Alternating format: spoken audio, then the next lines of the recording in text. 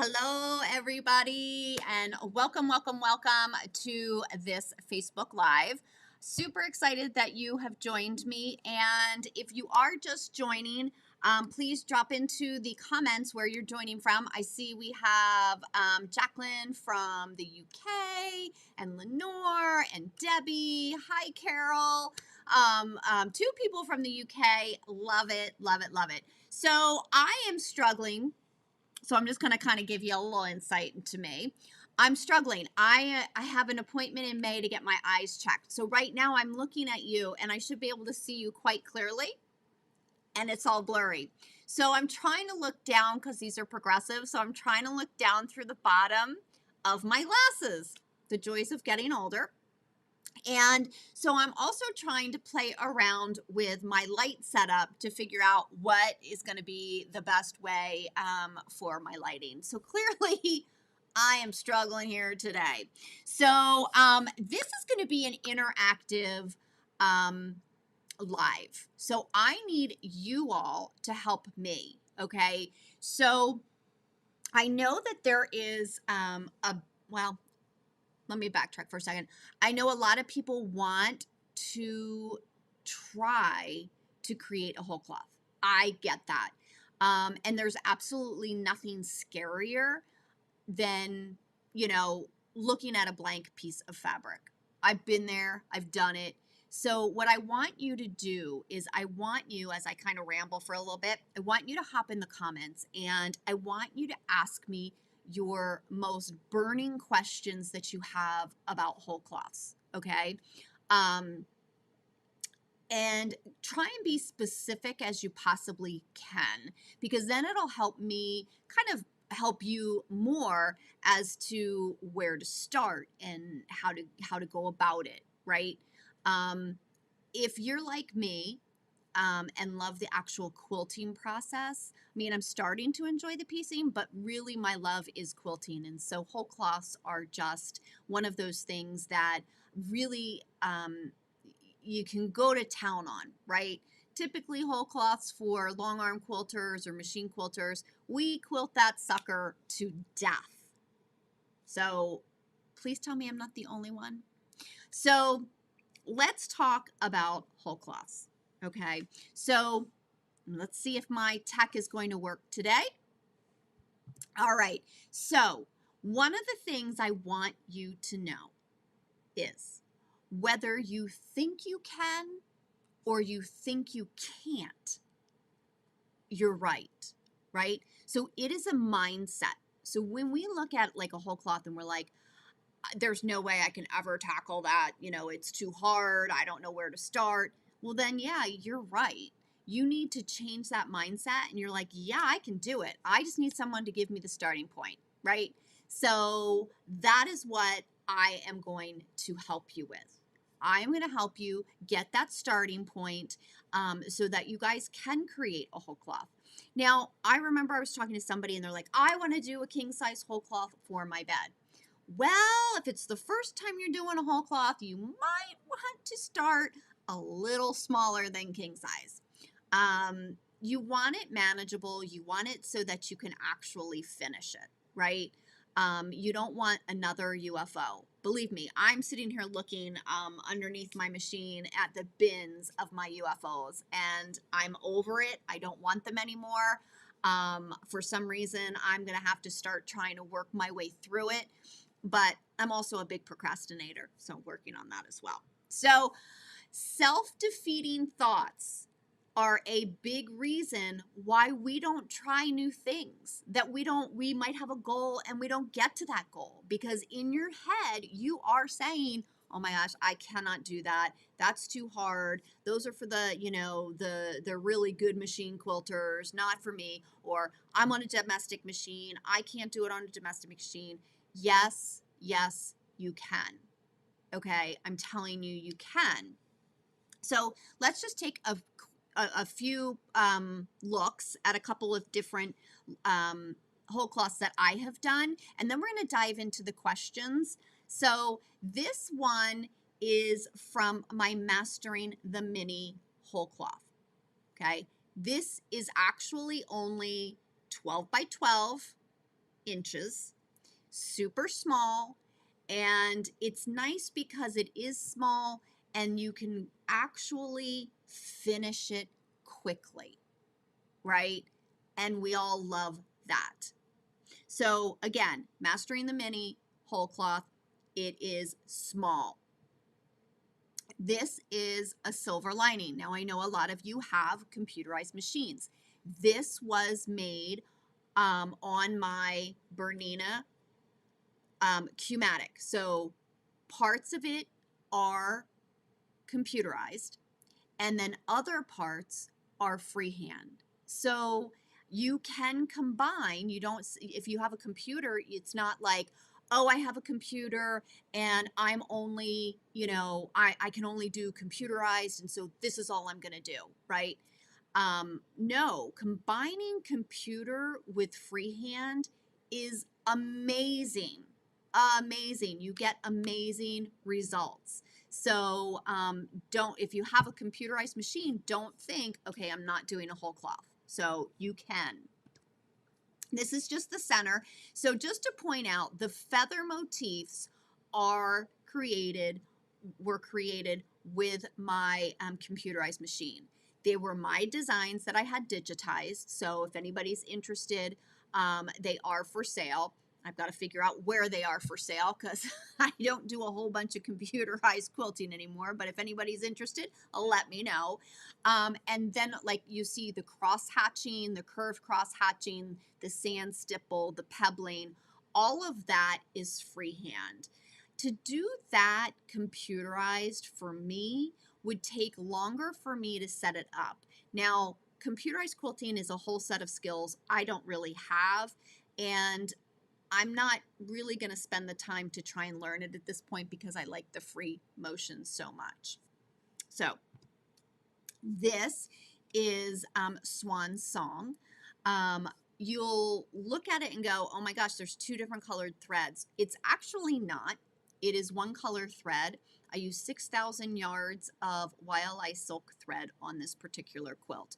So again, some of these motifs are computerized, but the majority of it is freehand with all the fills and the cross hatching and all of that stuff. All right, so now one of the things that I hear a lot, so much, and I've fallen into this trap, is we get on Pinterest, we get on Instagram, and we're looking at what everybody else is doing, and you then start to compare yourself to what other people are doing. So first off, we have to stop because Theodore Roosevelt says comparison is the thief of joy. Okay? Everybody's journey is completely different. So I don't want you to compare yourself to anybody else because we're all starting in the same spot, right?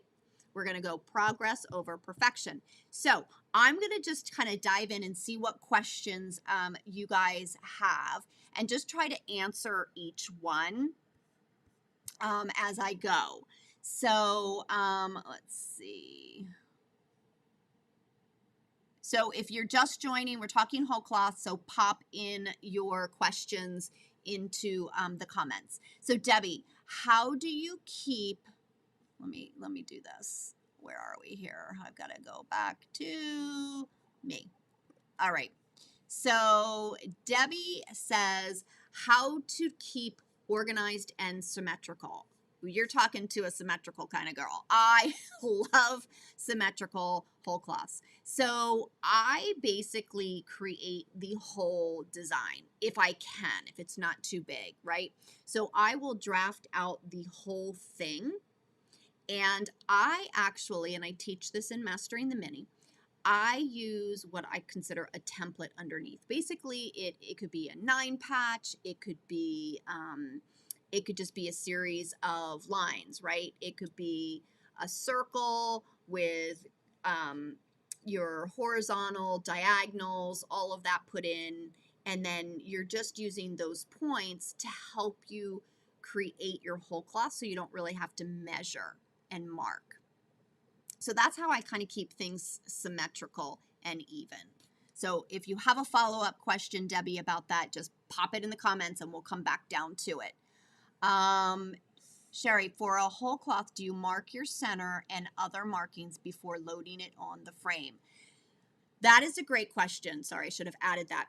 I mark the entire thing minus the feathers and the fill, right? So all of like the spines, those are what I'm going to mark. I don't like to mark my feathers because I struggle to stay on my lines with the feathers, right? So all of my spines and the bones of my whole cloth is what I'm going to mark. If I'm really particular and I want my feathers to all have kind of like the same shape, right, on this side, this side, this side, and this side, then I'm going to put in what I consider like a fence, right? So I'm just going to put in some sort of guideline that I'm going to bring my feathers out to, but I'm not marking my feathers. That's not to say that you can't mark your feathers. You totally can. I choose not to mark my feathers. Again, because I struggle to stay within the confines of that, and then it just kind of gets muddy and doesn't look good to my eye because I'm not on my own lines. So you are going to mark it before you put it on the frame. Okay, good question, Sherry. A bit more general, using double batting. Perfect. Okay, wool and cotton. So let's see. What considerations do we need? So Jacqueline, when I use two battings, and I typically do in my show quilts, okay, I'm using Quilter's Dream Poly Select on the bottom, and then I'm using a layer of wool. I use Quilter's Dream wool as well. And I like that combination because it's not too heavy. And the wool on the top is going to give you really good definition in your quilting without having to do trapunto, because I've done one trapunto quilt and I don't need to do another one. I didn't get such spectacular results that it made me say, okay, well, I'm going to make sure that I do it so I get that really good definition. I've used on the quilt behind me, I used Quilter's Dream Orient on the bottom, and I used the Quilter's Dream wool on top. It is a heavy quilt, and I think they've since changed the Quilter's Dream Orient because I think it was a silk bamboo blend back there, and I don't know if it's the same now, but it's really heavy. But I will say one thing about the quilt behind me. I did not have to block that quilt when it came off of my frame. That sucker stayed straight. It was fantastic, and I loved it. So I might try that maybe for my next whole cloth. I'm thinking I'm going to, do a whole cloth soon. I'd like to say I was going to do it next week, but I'm not. But yeah, so just play around with different combinations. And Jacqueline, you don't necessarily have to make a big quilt to do it. You can make just a small quilt sandwich and see what you like best. But that's the combination that I use. Oh no, Lenore, you are not supposed to have a whole cloth UFO. So if you're still with us, pop it down in there. Why is it a UFO? Why haven't you finished it? Because if it's a whole, it might not just have made it to your frame. So, okay. Peggy, I have designed some, but when I make them larger, some of the areas are really large and I can't think of a way to break up the large areas. So, Peggy, I would probably have to see an example of what you're talking about to kind of help you out. But if we go back to, let me see if I can pull it. I think it is this one. So the areas that I have the large cross hatching in, those were pretty large. And since this wasn't really, I wasn't making this to be a show quilt, I decided to put in that floating cross hatch. So I don't know how large your areas are that you're actually referring to. But if you have it and you have a design that you like, if you shoot me an email, I'm more than happy to take a look at it and try and get you started into how to divide up those areas a little bit more. Okay. So, but it's hard for me to visualize what you're talking about. But yeah, I mean, if the area is too big, you got to go back in and you're going to want to divide that up some more. Oh, Israel. Hi, Sherry. Okay, so Val, that's a great question. She wants to know the process to actually create the design. So, you know, I have my own method, Val, and there's numerous people out there that have their own method as well. So I can't personally look at a blank piece of fabric. I have to have something to work on, right? So what I do is I print off, let's just say, you know, some sort of grid. That's what I'll call it. I'm going to print off some sort of grid, and different grids are going to give you different points to use, right? Then I'm layering tracing paper over top of that grid. And that's when I start, and I start in the center and I create whatever it is that I want in the center, that center focal point, whether it be like here I created this little kind of floral star type shaped, right? And then I just started working outwards to those points. So once I have that, right? Once I have all of those out, and I just kind of keep going until I get to the outer edges of whatever, you know, grid I have, however big you want it. And then I start saying, okay, where am I going to put my fill and where am I going to put my, my feathers, right? Or my flowers or whatever kind of motif you're using. So my process is to draw it out first. Then I'm using that to actually mark my quilt with, right? So if you're interested, I have the Mastering the Mini. It's a downloadable class. I think it's 20 bucks. I think it's 20 bucks on my website. But it's called Mastering the Mini, and that's going to walk you through the process of doing a small 12 by 12. And then if you want larger, you are just going to actually go larger. So I don't have a picture of it, Crown Jewels, I wanted it to be a certain size. And so there I actually designed a quarter of the quilt.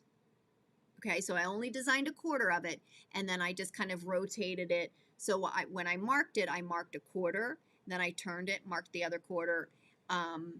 So I did it that way because it was a large one, and I didn't really want to work on, you know, a big, huge design because I didn't have the space for it. But that's how I do it. So Val, if you have other questions about that, pop them down into the comments. But if you're really, really wanting to get started, it's a weekend project. It's called Mastering the Mini, and it's fun. I love making those because they're so quick.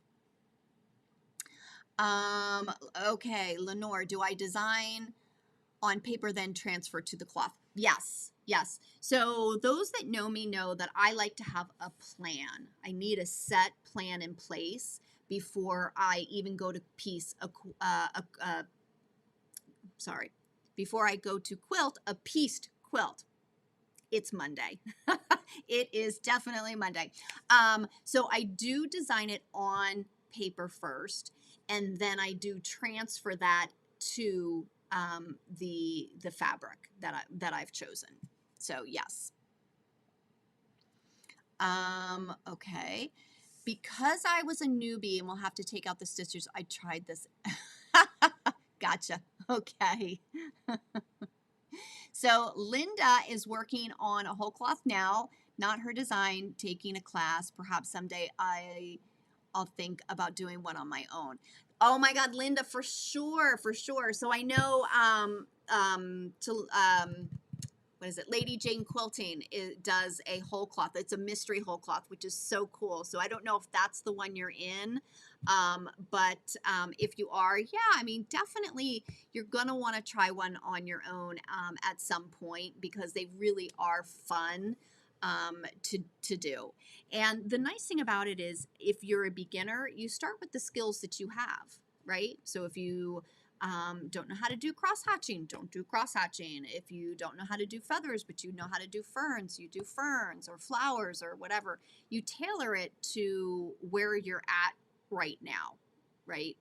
So don't look ahead because you can always make another one when you get those feathers down or when you get that cross hatching down. Okay, Val. So you use paper and tracing paper, not a computer app like Procreate. That is correct. I am a little old school. I do have Procreate. I do use it for certain things. I have not tried to design a whole cloth with it just yet. It's kind of on my list of things to do. But again, I do it so much better on with pencil and paper. So that's kind of the route that I go right now. But stay tuned because who knows, I might pull out and try and do it in Procreate just for something different, right? You just can't keep doing the same thing. I gotta learn something new. So Lenore got the good. Lenore, so you got the mastering the mini class. Awesome. Let me know what you think. Let me know if you have questions. Okay, Debbie, would you mark the quilt with a big crosshair through the middle, lengthwise, and width? Probably not. I haven't.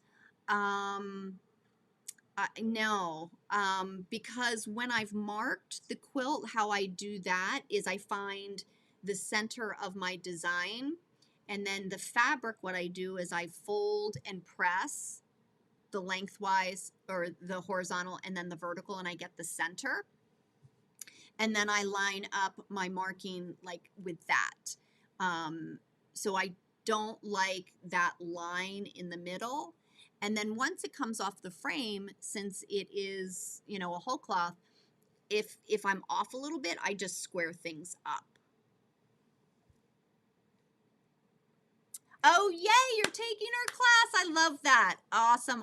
I'm super excited because actually she's our guest instructor, I think for either June or July in Tribe. So, so excited. So Linda, let me know how you like it. I've seen a couple of the quilts come out of there and they're spectacular. So I'm so glad you're enjoying that. Okay, yeah. So one of the questions that I didn't get, which I was super surprised, is how to choose your fabric for your whole cloths. I love Radiance fabric. It is a cotton silk blend from Robert Kaufman, and I talk about this fabric a lot. It's a little tricky sometimes to work with, but it quilts like butter. The quilt is, there's no comparison. You can also use a sateen. That's really nice. So just really kind of have fun and play around with different fabrics. I'm going to tell you right now, I should have gotten a picture of it. It's not a whole cloth, but my Oh My Bleeding Heart, I used a hand dyed for the back of it, and I had issues with bleeding on the front, and my thing was, okay, well, that's fine. If I can't use the front because of the bleeding, I'm going to put the sleeve on the front and I'm going to use the back, and it's just going to be a whole cloth because the back turned out stunning. It was just a beautiful, beautiful hand-dyed fabric from, I think it was Deborah Linker. So, yeah, very nice. Oh, good, Val. You've done the mystery quilt too. Yes. Okay, yeah. So, again, like, I can't wait. I want to see that. I want to see everybody's designs that you do on your own after you take Talene's class. And radiance, yes, Linda, it is a little slippery to mark. It definitely is. You can actually stabilize it. Use a light stabilizer on the back, and that really does help. But when you're marking, you kind of need a lighter touch, because if you kind of like put that, you know, marking pen down and kind of that, yeah, the fabric is going to kind of shift and move on you. Linda has a question about Dupioni silk. I have done a whole cloth with that. I don't like it because of the nubs in it. There's nubs and slubs, and those are not kind of like my style. So I do stay away from that. I know that Beth Ann Nemish has made a beautiful, beautiful quilt with Dupioni silk. It's just not for me. So, but that doesn't mean it's free. It's not for you. So, Janice, oh my God, I can't wait to see what you do with Talene's class. That is awesome. So Janet wants to know where she can get Radiance fabric. You're just going to have to Google it. I know that ladyfingerssewingstudio.com, they have it. I'm going to guess fabric.com would have it.